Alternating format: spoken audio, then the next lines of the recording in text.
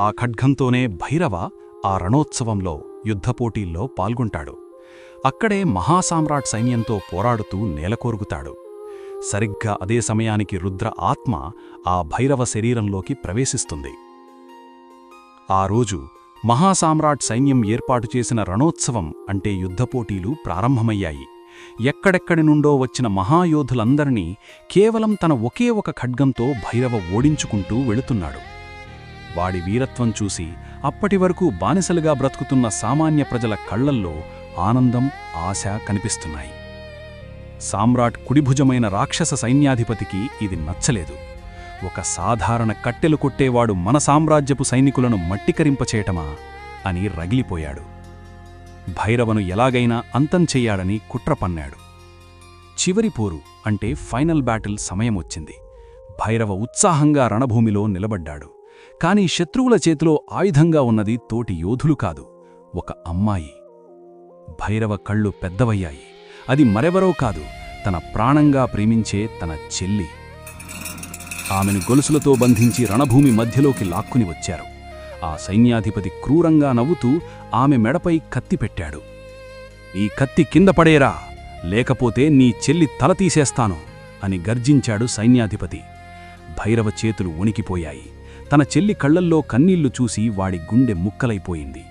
ఏమాత్రం ఆలోచించకుండా తన చేతిలోని ఖడ్గాన్ని కింద పడేశాడు. నేలపై మోకరిల్లాడు. "నా చెల్లిని వదిలేయండి, నేను ఓడిపోయాను" అని వేడుకున్నాడు. కాని ఆ రాక్షసులకు కనికరమెక్కడిది. సైన్యాధిపతి పైశాచికంగా నవ్వుతూ ఆ కత్తితో భైరవ కళ్ళెదుటే తన అడ్డం పెట్టుకుని ఏ పాపం ఎరగని ఆ పసిదాని తల నరికేశాడు. "అన్నా" అన్న ఆమె చివరి పిలుపు రణభూమిలో ప్రతిధ్వనించింది. భైరవ కళ్లల్లో నుంచి రక్తం కారింది. తన చెల్లి మొండం నేలపై పడుతుంటే వాడొక పిచ్చివాడిలా ఆర్తనాదం చేస్తూ పైకి లేచాడు. ఖడ్గం లేదు, కేవలం తన చేతులతో రాక్షస సైన్యం మీదికి దూకాడు. కాని అది యుద్ధం కాదు, ఊచకోత. 100 మంది సైనికులు ఒకేసారి భైరవను చుట్టుముట్టుకున్నారు. బల్లెలతో, కత్తులతో అతడిని క్రూరంగా పొడిచి చంపేశారు. తన చెల్లి శవం పక్కనే రక్తపు మడుగులో పడి భైరవ ప్రాణాలు వదిలాడు. సరిగ్గా అదే క్షణంలో 2020లో మరణించిన రుద్రుడి ఆత్మ ఆ భైరవ శరీరంలోకి ప్రవేశించింది. నీటి మడుగులో తన ముఖం అంటే భైరవ దేహం చూసుకుని ఆశ్చర్యపోతున్న రుద్ర తన వెనక ఒక భారీ రాక్షసుడు గొడ్డలితో తన తల నరకడానికి గాలిలోకి ఎగరడం గమనించాడు. ఆ అమాయకపు కుర్రాడికి భయంతో గుండాగిపోనంత పనయింది. వాడికి శక్తుల గురించి తెలీదు. అయిపోయింది, నా పని అయిపోయింది అనుకుంటూ కళ్ళు గట్టిగా మూసుకుని 2 చేతులు అడ్డుపెట్టుకున్నాడు. రాక్షసుడు తన గొడ్డలిని బలంగా రుద్ర అంటే భైరవ దేహం మీదికి విసిరాడు. బ్యామ్! ఒక భయంకరమైన శబ్దం. గొడ్డలి రుద్ర శరీరాన్ని తాకిన మరుక్షణం దేవుడు వాడికి ప్రసాదించిన ప్రతిక్రియాశక్తి మేల్కొంది. అది ఇప్పుడు కేవలం యోధుడు కాదు, వాడు దేవుడిచ్చిన ప్రతిక్రియాశక్తి ఉన్న ప్రళయరుద్రుడు అని. ఒక సైనికులు తన బల్లెంతో రుద్ర గుండెల్లో పడవడానికి ప్రయత్నించాడు. రుద్ర కదలలేదు. బల్లెం వాడి గుండెను తాకిన మరుక్షణం ఆ దాడి తాలూకు 100 రెట్ల శక్తి తిరిగి ఆ సైనికుడి మీదే పడింది. వాడి చేతులు విరిగిపోయి వాడి బల్లెం వాడి గుండెల్లోనే గుచ్చుకుని ప్రాణాలుదిలాడు. మరో 10 మంది కత్తులతో దాడి చేశారు. రుద్ర తన ఖడ్గంతో అడ్డుకున్నాడు. ఆ కత్తులు రుద్ర ఖడ్గాన్ని తాకగానే వాళ్ల కత్తులన్నీ ముక్కలై ఆ ముక్కలే వాళ్ల గొంతుల్ని కోసేశాయి. ఎవరు ఎలా దాడి చేస్తున్నారో వాళ్ల చావు వాళ్లకే ఎదురవుతోంది. రుద్ర ఒక కదిలే మృత్యు యంత్రంలా మారాడు. తన ఖడ్గంతో సైన్యాన్ని ఊచకోత కోస్తున్నాడు. తలలు ఎగిరిపడుతున్నాయి, చేతులు తెగిపడుతున్నాయి. రణభూమి మొత్తం రాక్షసుల రక్తంతో నదిలా ఏరులై పారుతోంది. సైన్యాధిపతికి ముచ్చమటలు పట్టాయి. తాను చూస్తున్నది కల కాదు, సాక్షాత్తు మరణం తన కళ్ల ముందు నృత్యం చేస్తోంది. రుద్ర తన వైపు రావడం చూసి వాడు ప్రాణభయంతో వెనక్కి తగ్గాడు. చచ్చిపడి ఉన్న 100లాది రాక్షస సైనికుల శవాల మధ్య తన ఖడ్గం నుండి రక్తం కారుతుండగా రుద్ర నిలబడి ఉన్నాడు. అప్పటికే బతుకుమీద ఆశ వదిలేసుకున్న సైన్యాధిపతి వెనక్కి తగ్గుతూ భయంతో నేలపై పడిపోయాడు. వాడు మృత్యువును అంత దగ్గరగా చూడటం అదే తొలిసారి. రుద్ర నెమ్మదిగా నడుచుకుంటూ వాడి దగ్గరికి వెళ్ళాడు. సైన్యాధిపతి గొంతు పట్టుకొని ఒకే చేత్తో గాలిలోకి లేపాడు. "ఎక్కడ్రా, నా మాయ ఎక్కడా?" అని గర్జించాడు రుద్ర.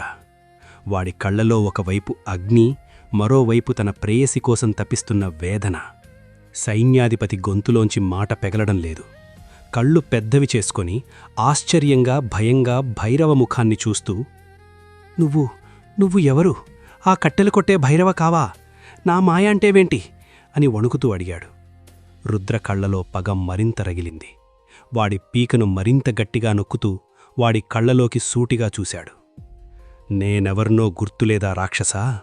నేనే, మీ సైనికులు క్రూరంగా పొడిచి చంపినా నా తల్లి తల నరికినందుకు ఆ సామ్రాట్ తల నరుకుతానని, నా మాయను నేను వెనక్కి తెచ్చుకుంటానని నా కోన ఊపిరితో శపథం చేసినవాణ్ణి. గుర్తులేదా? నేనే రుద్రనిరా. సైన్యాధిపతి గుండె ఆగిపోయినంత పనయింది. వాడి కళ్లలో భయం పదింతలయింది.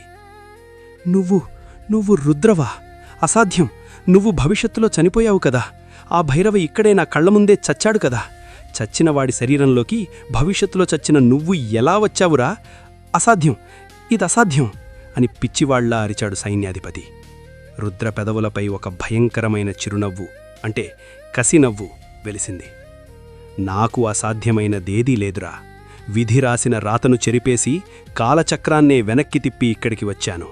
నా పగ తీరే వరకు, నా మాయ నాకు దక్కే వరకు ఈ మృత్యువు కూడా నన్ను ఆపలేదు అంటూ గట్టిగా నవ్వుతూ తన ఖడ్గాన్ని పైకెత్తాడు.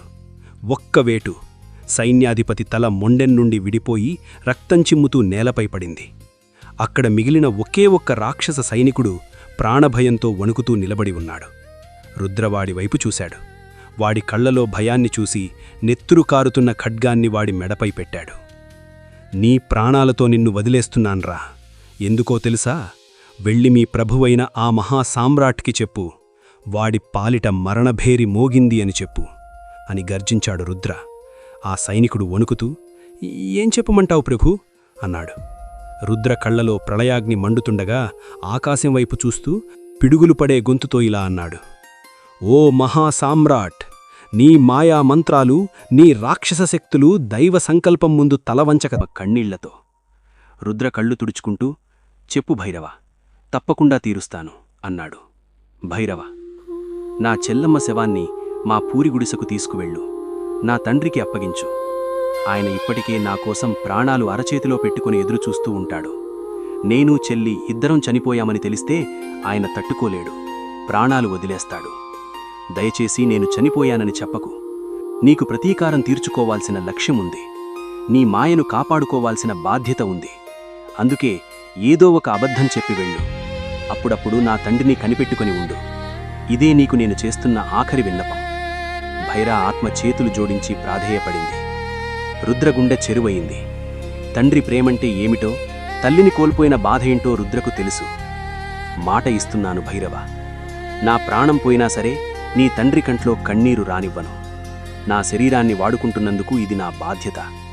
నీ చెల్లి చావుకు కారణమైన వాళ్లను ఇప్పటికే అంతం చేశాను. ఇక మిగిలింది ఆ మహాసామ్రాట్. వాడి అంతు కూడా చూస్తాను.